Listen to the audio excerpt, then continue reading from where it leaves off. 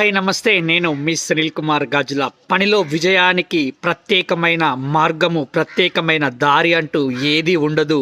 ధైర్యంగా మొదటి అడుగు వేస్తే అదే మరొక అడుగును చూపెడుతూ నిన్ను ముందుకు తీసుకెళ్ళడానికి ఆస్కారం ఏర్పడుతుంది. కానీ ఆలోచిస్తూ అక్కడే కూర్చుంటే ఎక్కడికి వెళ్ళలేవు. దేనిలో విజయము సాధించలేవు.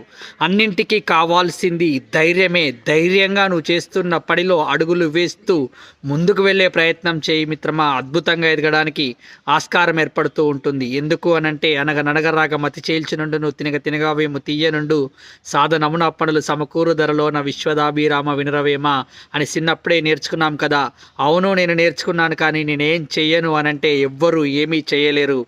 కాబట్టి ముందుకు వెళ్ళాలి, గొప్పగా ఎదగాలి అని అనుకున్నప్పుడు ఆలోచనతో పాటు ఆచరణతో ముందుకు వెళ్ళే ప్రయత్నం చేయి.